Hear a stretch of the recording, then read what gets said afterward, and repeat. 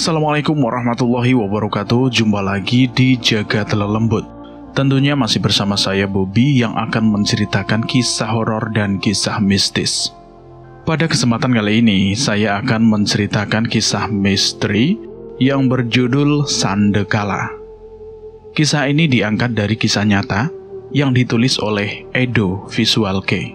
Terima kasih buat penulis yang sudah mengizinkan kami untuk menceritakan kisah ini. Dan buat teman-teman yang baru bergabung di channel ini, silahkan klik tombol subscribe dan tombol loncengnya, agar kalian tidak ketinggalan cerita terbaru dari kami. Masih ingatkah kita dengan istilah Sandekala? Bagaimana ceritanya? Kita simak berikut ini.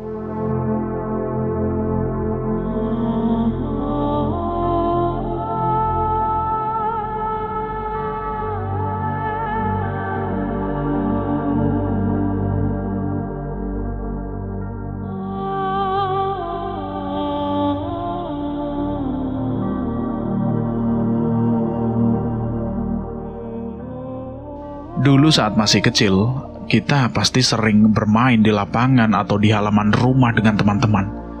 Dan saking asiknya bermain, kita semua lupa waktu dan enggan untuk menyudahi permainan itu. Biarpun waktu maghrib sudah hampir tiba, lalu si ibu atau si bapak pasti ngedumel. Dia bilang seperti ini, "Pulang, udah maghrib, Sandekala." Ya, seperti itulah. Kita pun bubar dan pulang ke rumah masing-masing. Memang masa-masa paling menyenangkan saat itu. Tapi, apakah kalian tahu apa itu Sandekala? Mungkin kita sering mendengar kalimat itu, tapi kita sendiri tidak tahu apa itu Sandekala. Sejak kecil, aku pun sering bertanya pada orang tuaku, sebenarnya Sandekala itu apa? Sosok makhluk haluskah? Atau hanya peribahasa untuk menakut-nakuti anak-anak, supaya lekas pulang saat maghrib menjelang? Namun jawaban mereka simpang siur. Nah, para pendengar, sengaja aku menceritakan cerita ini, karena teringat peristiwa 22 tahun yang lalu, tepatnya pada tahun 98. Saat itu usiaku masih 7 tahun. Aku dan teman-teman sangat suka sekali bermain petak umpet di belakang sekolahan yang sudah lama tidak digunakan atau kosong. Namun masih terdapat bangku-bangku dan meja di sana yang kondisinya sudah lapuk. Pada sore itu, aku, Raka, Heru, Rian, Vera, Nurul, dan almarhum Randy bertemu di tempat pengajian seperti biasa. Karena setiap habis asar, anak-anak di kampungku mengaji di rumah Pak Soleh. Selesai mengaji, kami berencana untuk bermain petak umpet seperti biasanya di belakang sekolahan. Dan kami pulang ke rumah masing-masing untuk menaruh Iqra dan juz amma. Lalu setelah itu, kami berkumpul di belakang sekolahan tersebut dan langsung mulai permainan petak umpet itu. Pada saat itu, kami sedang hum pimpa alaihum gambreng. Dan saat itu, aku menjadi kucingnya. Waduh, sial nih, aku jadi kucingnya. Aku terus berhitung, 1, 2, 3. Mereka berlari bersembunyi. 10. Aku mulai mencarinya. Dalam hitungan ke-10, temanku sudah bersembunyi semua. Tidak sulit untuk menemukan Vera dan Nurul. "Ra, Rul, hati-hati. Di sini suka ada ular loh." Dan mereka pun akhirnya keluar ketakutan. Lalu, tak lama aku temukan juga 4 temanku yang lainnya. Permainan pun dimulai kembali. Karena terlalu asik bermain, tak terasa waktu sangatlah cepat berlalu. Langit pun sudah berwarna kemerahan, namun permainan petak umpet itu masih berlanjut. Ketika itu, Raka yang jadi kucing. Lalu, Raka berhasil menemukanku, Vera, Randy, dan Heru. Tapi, Rian belum juga ditemukan. Saat aku dan teman-teman sedang mencari Rian, tiba-tiba saja ibunya Nurul dan mamanya Vera itu datang menyuruh kami pulang karena sudah mau maghrib. Lalu si Nurul, Vera, Randy, dan Heru, dia pulang duluan. Hanya aku, Raka, yang masih di area belakang sekolahan itu mencari Rian. Karena kasihan jika Rian harus ditinggal sendirian di sana. Aku mencari Rian. "Yan, kamu di mana? udahan yuk mainnya, kita pulang. Aku sama Raka itu berteriak memanggil Rian. Namun Rian itu tidak menyahuti. Duh, Rian itu ngumpetnya di mana ya? Tanya si Raka padaku. Gak tahu kah? Dia emang gak kira-kira kalau ngumpet. Kemarin aja ngumpet di dalam drum. Aku menjawabnya pada Raka. Di situ aku berpikir, apakah dia masuk sekolahan kali ya? Kak, mungkin Rian masuk ke sekolahan kali ya? Iya kali. Ya udah, ayo kita cari aja. Si Raka mengajakku untuk mencari ke dalam sekolahan. Lalu aku dan Raka itu masuk ke dalam area sekolahan itu. Suasananya gelap dan berantakan, terlihat sangat angker. Raka mendempetku saat memasuki ruangan demi ruangan kelas yang kosong itu. Raka ketakutan, dan sebenarnya aku juga sangat takut. Namun aku harus secepatnya menemukan Rian. Sayup-sayup sudah terdengar sholawatan di beberapa musola dan masjid. Meski ruang kelas sudah kami telusuri, namun Rian tetap saja tidak ada. Duh, Rian itu kemana ya? Kemana kah Riannya? Aku takut kah kalau ibunya Rian marah sama kita karena Riannya gak pulang. Setelah itu, tiba-tiba pintu toilet sekolahan itu terbuka. Krek! Suara pintu itu terdengar mengerikan dan membuat suasana semakin mencekam. Ternyata Rian bersembunyi di toilet. Rian keluar dari toilet yang sudah usang itu. Loh, Yan, ayo kita pulang, udah maghrib nih. Aku berucap pada Rian.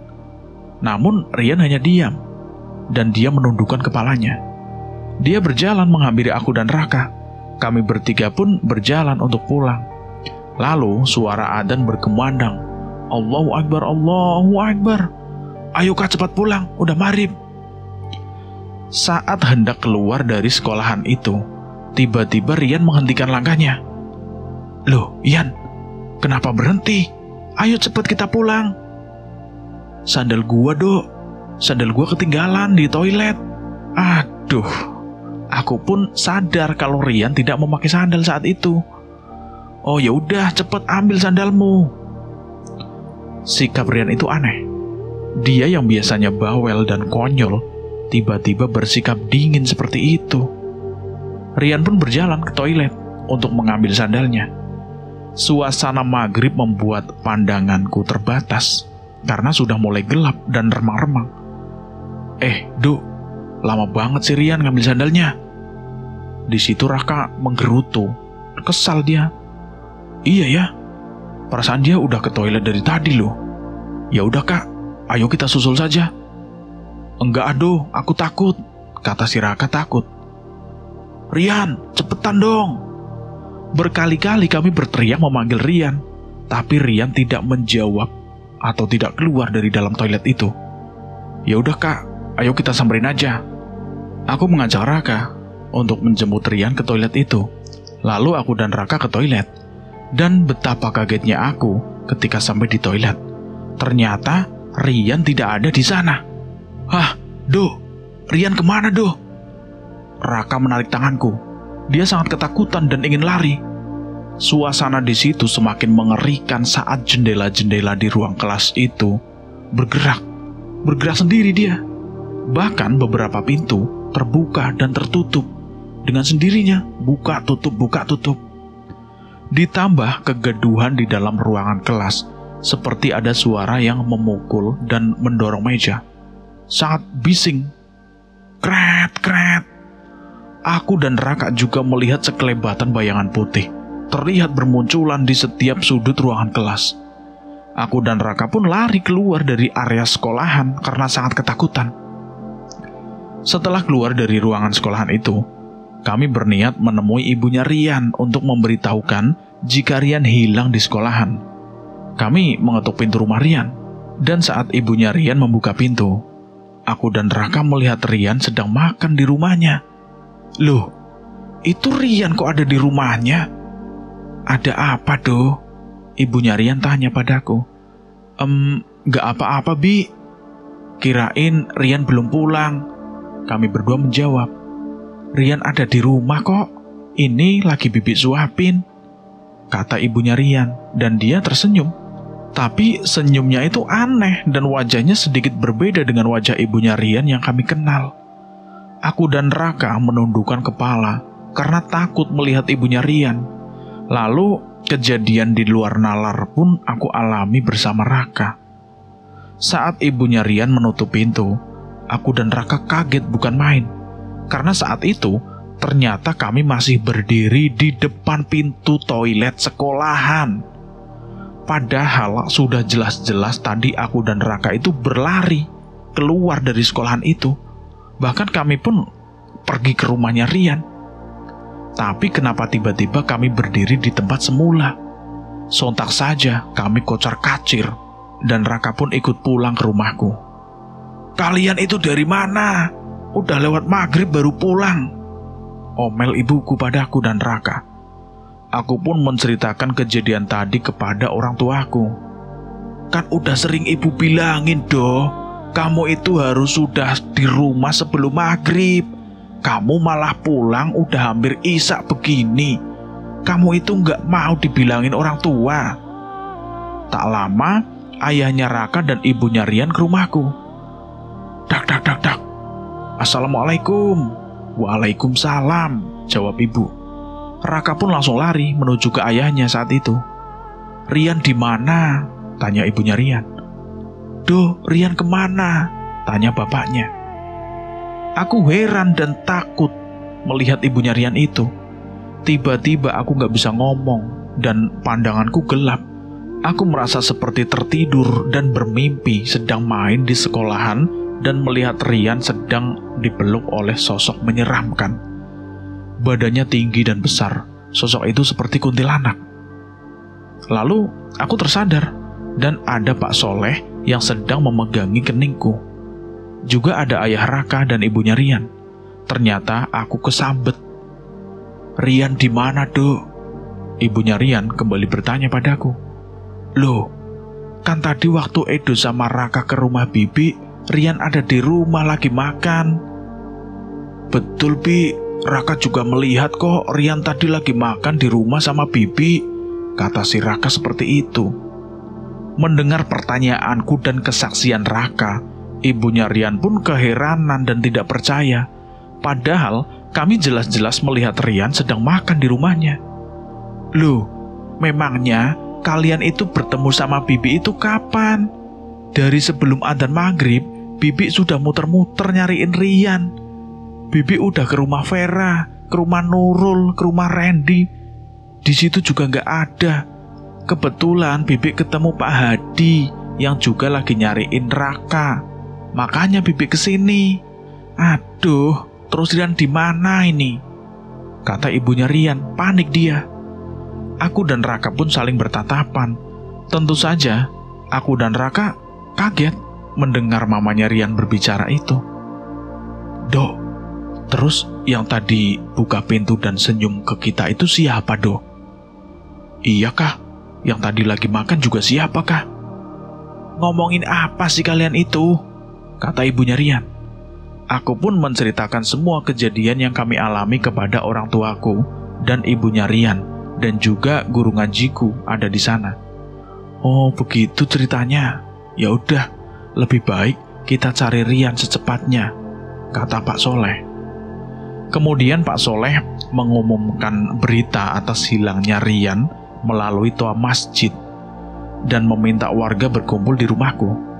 Tak lama, warga pun berdatangan ke rumahku dengan membawa peralatan rumah tangga seperti ember, panci, gayung, wajan, ya, dan semacamnya. Sedikit konyol memang, tapi hal itu dipercaya sebagai bagian dari ritual untuk menemukan anak-anak yang hilang tidak wajar. Singkat cerita, setelah warga berkumpul dan Pak Soleh memimpin doa, warga pun mulai mencari Rian. Barang-barang yang mereka bawa pun dipukul-pukul hingga menciptakan suasana gaduh dan ramai, seperti membangunkan orang sahur. Mereka berteriak memanggil nama Rian. "Duh, tadi kamu bermain di mana sebelum Rian hilang?" tanya Pak Soleh padaku. "Di sini, Pak, di belakang sekolahan. Tapi pas kita panggil dan ajak pulang, Rian nggak nyaut-nyaut, Pak. Lalu Edo sama Raka nyariin Rian ke dalam sekolahan." Aku menjelaskan seperti itu kepada Pak Soleh. Bapak-bapak, ibu-ibu, lebih baik mencari Rian menjadi 2 kelompok. Sebagian ke dalam sekolahan, sebagian lagi di belakang sekolahan, kata Pak Soleh.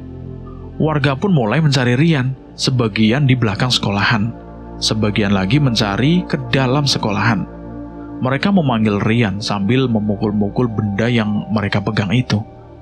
Tak lama, terdengar suara tangisan Rian, tapi belum nampak di mana keberadaannya. Rian, kamu di mana, Nak?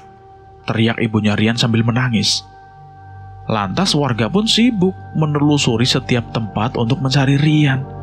Dan tiba-tiba warga yang mencari Rian di dalam sekolahan itu lari keluar berhamburan. Hei, ada apa? Ada apa, kenapa? Tanya Pak Soleh. Ada penampakan, Pak. Kita nggak sanggup kalau nyari ke dalam sekolahan, kata warga itu. Ya sudah, biar saya temanin ke dalam, kata Pak Soleh. Lalu mereka pun kembali ke dalam sekolahan bersama Pak Soleh. Namun saat sebagian warga masuk ke dalam sekolahan, tiba-tiba suara tangisan Rian itu terdengar lagi. Rian, kamu di mana? Ayo kita pulang. Kami semua berteriak. Duh, itu Rian, kata Raka, dan tangannya menunjuk ke atas pohon. Dan ketika aku melirik ke atas, terlihat jelas, itu adalah Rian yang sedang memeluk dahan pohon nangka yang besar dan tinggi. Sontak saja ibunya Rian berteriak melihat anaknya di atas pohon. Rian! Lalu warga yang di dalam sekolahan pun keluar karena mendengar teriakan ibunya Rian. Lantas beberapa warga pun memanjat pohon nangka tersebut dan berhasil menurunkan Rian. Badan Rian gemeteran dan terdapat banyak lumpur di sekitar mulutnya. Lalu Rian segera dibawa pulang dan diobati oleh Pak Soleh. Karena waktu itu sudah malam, sekitar jam 10, aku dan Raka pulang ke rumah. Keesokan harinya, Rian tidak main sama sekali. Dia hanya duduk di depan rumahnya. Aku dan teman-teman pun menghampiri Rian. Rian, semalam kamu kenapa sih? Raka bertanya sama si Rian itu. Kamu diculik wewe gombel ya? Tanya Vera dan Nurul. Yan, kamu kok diam terus sih? Kamu sakit ya? Giliran aku yang bertanya sama Rian. Namun Rian tetap saja tidak menjawabnya. Dia hanya tersenyum dan menatap kami dengan tatapan kosong. Sehari setelah kejadian itu, Rian menjadi sangat aneh. Setiap disapa atau diajak berbicara, dia hanya tersenyum, tatapannya kosong. Kadang dia berlarian mengelilingi karangan rumahnya dan tertawa-tawa sendirian. Dan yang lebih aneh, setiap dia makan, dia selalu mencampurkan tanah ke dalam nasinya dan meludahi makanannya itu. Aku dan teman-teman sangat sedih dan prihatin melihat kondisi Rian seperti itu. Rian itu seperti orang yang stres. Pernah suatu hari Rian itu hilang lagi. Dan ternyata Rian tidur di toilet sekolahan. Entah apa yang membuatnya pergi ke sekolahan angker itu. Hari demi hari kami tanpa sosok Rian terasa sangat membosankan. Sampai tiba suatu hari, ada seorang pendatang di kampungku namanya Koh Alif. Koh Alif ini keturunan Tionghoa. Koh Alif pun fasih berbahasa Sunda. Pertama kali aku bertemu Koh Alif itu di masjid. Ketika habis asar, aku dan teman-teman sedang bermain di halaman masjid. Lalu Koh Alif itu menyapa kami. Assalamualaikum. Waalaikumsalam, kami semua menjawabnya. Koh Alif mengajak kami berkenalan dan berbincang. Sampai akhirnya, perbincangan kami mengarah pada tempat yang angker di kampungku. Dan akhirnya membahas soal Rian. Mendengar ceritaku soal Rian, Koh Alif itu sangat simpatik sekali. Bahkan, Koh Alif itu memintaku untuk mengenalkan Rian padanya. Dan saat itu juga aku mengantar Koh Alif untuk bertemu dengan Rian. Saat Koh Alif melihat Rian, Koh Alif seperti terlihat berdoa dan mengusap kepala Rian. Dan Koh Alif bilang pada kami dan juga ibunya Rian. Koh Alif berbicara dalam bahasa Sunda seperti ini. Sukmanya Rian hilang. Aku pun tidak begitu paham maksudnya seperti apa. Singkat cerita, Koh Alif melakukan ritual tepat setelah sholat maghrib, dan Rian ditidurkan di tanah beralaskan daun pisang. Setelah Koh Alif membaringkan Rian di atas daun pisang itu, Koh Alif seorang diri pergi ke sekolahan, dan tak lama ia pun kembali lagi. Dan terlihat tangan Koh Alif seperti menggendong seseorang. Lalu Koh Alif duduk di sebelah Rian dan melantunkan ayat-ayat Al-Quran. Sampai terdengar adzan Isya, Koh Alif pun menghentikan lantunannya, dan dia mendudukkan Rian. Lalu Koh Alif memandikan Rian dengan air yang sudah dibacakan doa. Kemudian Koh Alif seperti menuntun seseorang dan mendekatkannya pada tubuh Rian. Seketika Rian seperti terhentak kaget dan bertingkah seperti orang yang sedang bingung. Aku, Raka, dan teman-teman yang lain memanggil-manggil nama Rian. Rian, Rian. Rian pun menoleh dan dia menjawab, "Teman-teman," jawab Rian sambil tersenyum. Aku dan teman-teman pun langsung menghampiri Rian. Kami senang karena Rian sudah sembuh. Lalu kami pamit pulang, karena mungkin Rian kelelahan dan butuh istirahat. Keesokan harinya, aku dan teman-teman mengunjungi Rian. Terlihat Rian sudah membaik dan kembali cerita seperti biasanya. Lalu kami mulai menanyakan beberapa hal kepada Rian, dan kami ingin tahu kejadian apa yang sebenarnya terjadi kepada Rian. "Yan, kejadiannya itu kayak gimana sih? Kok pas kita main petak umpet, kamu tiba-tiba menghilang? Malah kamu lagi memeluk pohon nangka." Tanya kami semua penasaran dengan jawaban Rian itu seperti apa nantinya. Rian pun akhirnya menjawab, "Oh itu. Iya Yan, bagaimana ceritanya? Kalian tahu nggak? Aku pikir aku itu sudah mati, dan aku ngerasa aku itu udah jadi hantu. Waktu si Raka jadi kucing, aku ngumpet di samping sekolahan, karena aku pikir Raka nggak mungkin berani nyariin aku ke samping sekolahan itu, apalagi ada kuburan tua di sana. Lalu saat Vera, Randy, dan Nurul pulang, aku sebenarnya keluar dan mau ikut pulang. Tapi kenapa kalian gak bisa lihat aku? Aku panggil-panggil kalian gak denger. Aku pikir kalian itu ngerjain aku." Di situ Rian merasa memanggil aku dan Raka. Tapi saat itu memang aku tidak mendengar suara sama sekali. Setelah itu, Rian pun melanjutkan ceritanya. "Aku udah coba berteriak-teriak panggil-panggil kalian berdua loh. Tapi kalian itu cuek saja. Aku pikir kalian itu ngerjain aku. Terus pas aku mau pegang pundak Raka, tanganku itu malah tembus, gak bisa menyentuh kalian. Lalu ibu datang menjemput aku untuk pulang, dan aku ikut pulang sama ibu. Aku benar-benar merasa kayak di rumah.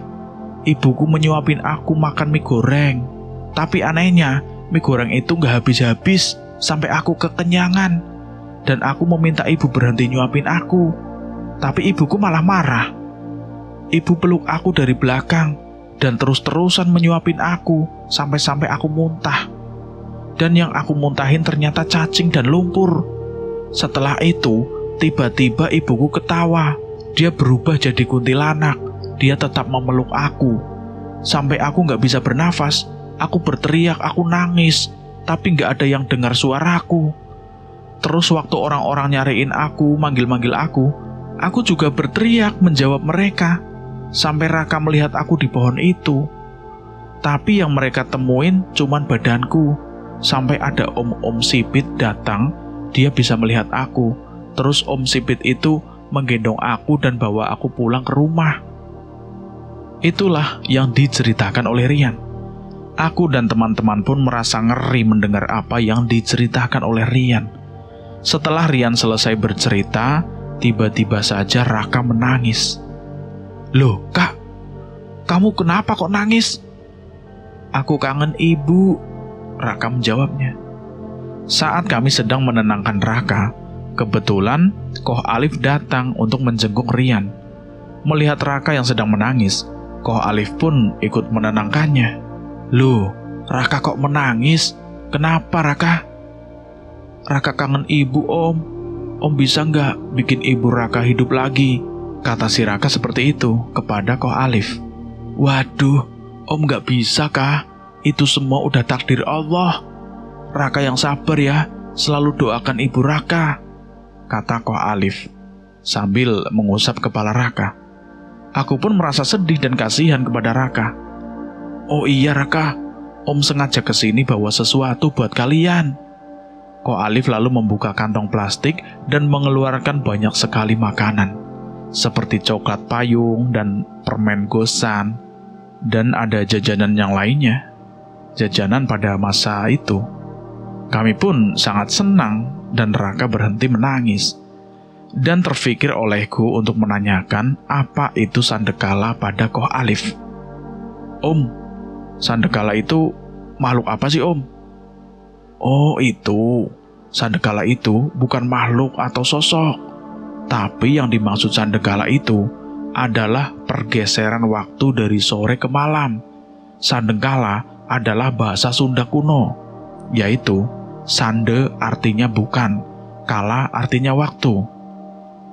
Sandekala bisa diartikan bukan waktu yang baik atau tepat. Dalam bahasa Arab disebut maghrib atau matahari terbenam. Dan di waktu itu jin dan setan berterbangan di muka bumi.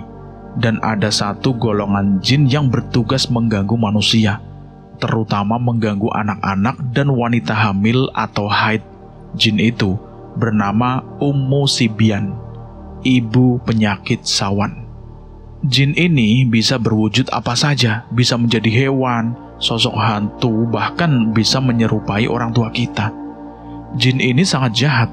Dialah yang suka membuat bayi sawan, ibu hamil keguguran, membuat anak-anak sakit panas, dan hal buruk lainnya. Makanya, kita harus nurut kata-kata orang tua. Jangan keluar saat maghrib, kecuali untuk ke masjid dan harus baca doa saat keluar rumah. Jin Ummu Sibyan itulah yang selama ini kita kenal sebagai wewe gombel, kuntilanak, sundel bolong, dan sebagainya. Dia selalu berusaha mencelakai manusia dan mencari cara untuk masuk ke dalam rumah kita. Rasulullah Shallallahu Alaihi Wasallam sudah sangat jelas memerintahkan umatnya agar ketika maghrib tiba, hendaknya menutup pintu dan menggendong bayi yang masih kecil. Dalam Sahih Muslim, Rasulullah Shallallahu Alaihi Wasallam bersabda yang artinya, jika sore hari mulai gelap, maka tahanlah bayi-bayi kalian, sebab iblis mulai bergentayangan pada saat itu. Jika sesaat dari malam telah berlalu, maka lepaskanlah mereka. Kunci pintu-pintu rumah dan sebutlah nama Allah, sebab setan tidak membuka pintu yang tertutup dengan nama Allah. Dan tutup rapat tempat air kalian, dan sebutlah nama Allah. Dan tutup tempat makanan kalian, sebutlah nama Allah, meskipun kalian mendapatkan sesuatu padanya. Hadis riwayat Muslim. Rasulullah sudah jelas mengatakan jika pada waktu maghrib ini, iblis bergentayangan dan bisa memasuki rumah-rumah. Salah satu iblis yang akan bergentayangan saat maghrib adalah jin wanita pengganggu anak kecil dan ibu hamil, yaitu jin Ummu Sibyan. Dan sejak kejadian itu, aku dan teman-teman tidak berani lagi main di sekitar sekolahan, apalagi melewati jam 5 sore. 1 tahun setelah kejadian itu, kehidupan kami mulai mengikuti alurnya masing-masing dan kami terpisah. Heru disekolahkan di asrama, Vera ikut orang tuanya ke Batam, sementara Nurul, Raka, Rian, Randy, dan aku masih di kampung saat itu. Namun tidak lama kemudian, hidupku pun mulai mengikuti alurnya, semenjak usaha bapakku hancur. Sudahlah. Singkat cerita, saat usiaku 20 tahun, aku pun pulang ke kampung halaman karena tidak sengaja bertemu Raka di tempat kerjaku. Dan kami berkumpul kembali di kampung halaman ketika kami sudah dewasa. Dan disambung dengan kisah Randy kemarin yang wafat setelah membakar ikan. Buat teman-teman yang ingin mendengarkan kisah almarhum Randy yang wafat setelah membakar ikan, linknya saya sediakan di kolom deskripsi. Dan cerita ini selesai sampai di sini. Buat teman-teman yang baru bergabung di channel ini, silahkan klik dulu tombol subscribe dan tombol loncengnya. Cerita ini diangkat dari kisah nyata saat kami masih kecil, dan ada sedikit penambahan kalimat agar mudah untuk disusun menjadi sebuah cerita. Mohon maaf apabila ada kesalahan dari penulisan dan ucapan. Semoga cerita ini bisa sedikit menghibur dan mengingatkan kita semua. Terima kasih buat teman-teman yang sudah mendengarkan cerita ini sampai habis. Semoga kalian semua dalam keadaan sehat selalu, panjang umur, dan sukses selalu. Dan terima kasih juga buat penulis yang sudah mengizinkan kami untuk menceritakan kisah ini. Saya mohon maaf jika ada kesalahan kata. Saya pamit undur diri. Akhir kata, wassalamualaikum warahmatullahi wabarakatuh.